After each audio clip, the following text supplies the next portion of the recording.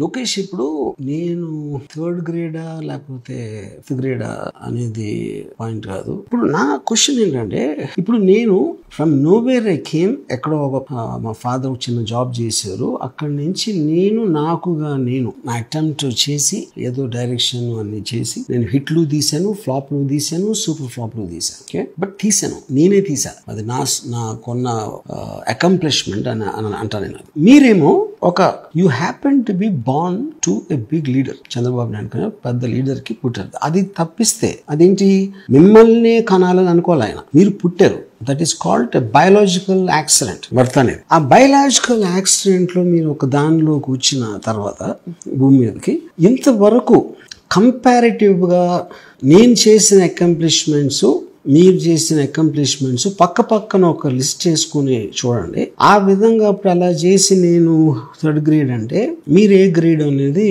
I'm not sure, I can say, but I don't want to say anything about that. Me father అనే ఒక equation పక్కన పెట్టేస్తే మీకుగా మీరు ఏం చేశారో అరవటం తప్పిస్తే అనేది నాకైతే రీచ్ అవ్వాలి ఇంతవరకు. ఇప్పుడు మీరు ఒక పొలిటికల్ లీడర్ అయినప్పుడు మీరు ఏదో పెట్టారు ర్యాలీ, చాలా మంది వస్తారు చూడటానికి.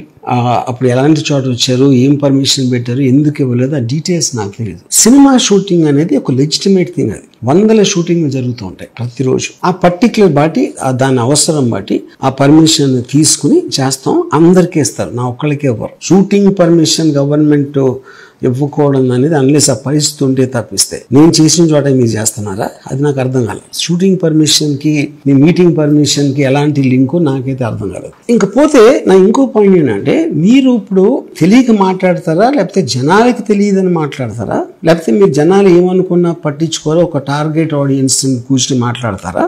అంటే ఇక్కడ నేను చెప్పేది ఏంటంటే, ఇక్కడ టూ పాయింట్స్ అండి. మీకు ఒక పద్ధతి ప్రకారం, ఒక వ్యూహం ప్రకారం మీరు మాట్లాడితే నాకు ప్రాబ్లం లేదు. ఎందుకంటే ప్రతి ఒక్కళ్ళకి వాళ్ళ ఎజెండా ఉంటుంది, అలాగే మీకు ఉండొచ్చు. అంటే మీరు అబద్ధం చెప్పినా సరే, అబద్ధాలు చెప్పడానికి ఒక ట్రై చేసినా మీకు దాంట్లో ఎజెండా మీకు సక్సెస్ అవుతుంది అనేది, దట్ ఈస్ వన్ పాయింట్. అలా కాకుండా మీరు నిజంగా నమ్ముతూ ఉంటాయి మీరు చెప్పింది, అప్పుడు definitely you have some issue. అంటే నా ఉద్దేశంలో మీకు ఒక tremendous inferiority complex, identity crisis ఉందని నా ఫీలింగ్. ఐడెంటిటీ క్రైసిస్ అంటే మీ ఫాదర్ అంటే మా ఫాదర్కి సరిపడా కొడుకు నేను అవునా కాదా అని మీరు ఒక ఫీల్ అయిపోయి, అదే ఆ పక్కన పవన్ కళ్యాణ్ అలా చేస్తే అంత ఎఫెక్టివ్గా ఉంది, నాది లేదు అనే ఒక అబద్ధతా భావం నుంచి వచ్చిన ఒక తెచ్చిపెట్టుకున్న సుపీరియారిటీ కాంప్లెక్స్ తోటి మీరు ఇలాంటి మాట్లాడుతున్నారు, ఇలా అరుస్తారు అని అనుకుంటున్నాను. That could be the alternative to that.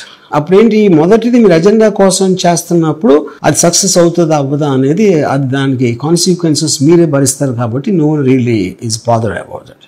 కానీ ఒకవేళ మీకు న్యూరాసిస్ ప్రాబ్లం ఉంటే మాత్రం నా స్ట్రాంగ్ సజెషన్, మీరు ఒక సైకాట్రిస్ట్ కి చూపించుకుంటే I think you'll be doing a service to your family, your wife and children. ఇది ఒక్కటే నా unsolicited piece of advice from my side. Extremely sorry to disappoint. అంటే ఇప్పుడు ఏదో ఉనికిపోతున్నాను, మంచం కింద కూర్చొని ఏడుస్తున్నాను అని అందరూ what ever the media speculating, వాళ్ళందరికీ చిన్న డిసప్పాయింట్మెంట్గా ఉండొచ్చు వీడియో. ఇక్కడ పాయింట్ ఏంటంటే, I just want explain the whole concept.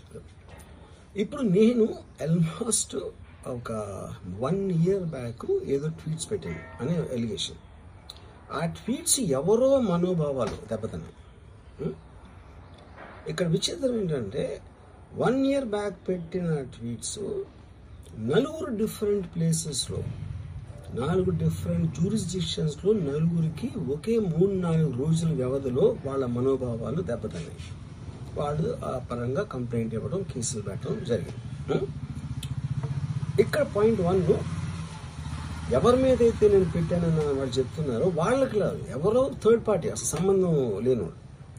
ఆ కాంటెక్స్ట్లో అసలు ఈ కేసు ఎలాగా, ఈ సెక్షన్స్ ఎలా వర్తిస్తాయి అనేది అప్పుడు ఆబ్వియస్గా నాకు వచ్చే అనుమానం కానీ, నాకు కానీ నా మనుషులు కానీ, ఇది ఒక పర్సిక్యూషన్ చేయటానికి ఒక పద్ధతి ప్రకారం ఉన్న అలౌబుల్ లాస్ని వాడుతున్నారా, లేకపోతే ఇప్పుడు వరల్డ్ ఓవర్ ఒక ఫినామినా ఏం జరుగుతుందంటే, పొలిటికల్ పార్టీస్ వాళ్ళు they are weaponising the systems of the police. అది అమెరికాలో జరుగుతుంది, యూరోప్లో జరుగుతుంది, ఇక్కడ కూడా జరుగుతుంది. అప్పుడు నేను ఏ ఒక్క వ్యక్తిని, ఒక పోలీస్ ఆఫీసర్ని కానీ, ఒక పొలిటికల్ పర్సన్ కానీ నేను బ్లేమ్ చేయట్లా. I think it happens in certain ఒక ఏమంటారు దాన్ని, ఒక వే. అది అందరూ కూడా ఎంతో కొంత అది చేయటానికి టెంప్టేషన్ ఉండొచ్చు. But eventually there is the law of the land which will take the final call. So అది that I completely agree, believe in that and I abide by that as a citizen. So ఇప్పుడు ఇక్కడ జరిగింది ఏంటి, నాకు ఒక notice వచ్చింది, నేను ఒక రిప్లై ఇచ్చాను, ఫలానా చోట ఫలానా తారీఖు నేను వస్తాను. అప్పటికి నాకు జరుగుతున్న పని ఒక ఆన్ గోయింగ్ స్కెడ్యూల్ ఉంది కాబట్టి, నాకు ఫిలిం వర్క్ ఉంది కాబట్టి అవ్వలేదు. అండ్ ఇట్ ఈస్ వేరే ప్రొడ్యూసర్ చేస్తాను, ఆ ప్రొడ్యూసర్కి నష్టం వస్తుంది కాబట్టి నేను మళ్ళీ టైం అడిగాను. ఇదేంటి కేసు, ఇదేం అర్జెంట్ కేసు అంటే 1 year తర్వాత ట్వీట్ చూసిన అతనికి 1 week లో అన్ని అయిపోవాలనేది ఏమన్నా మీనింగ్ ఉంటుంది అసలు దానికి? So which basically means it is being done for purposes other than the urgency of the case.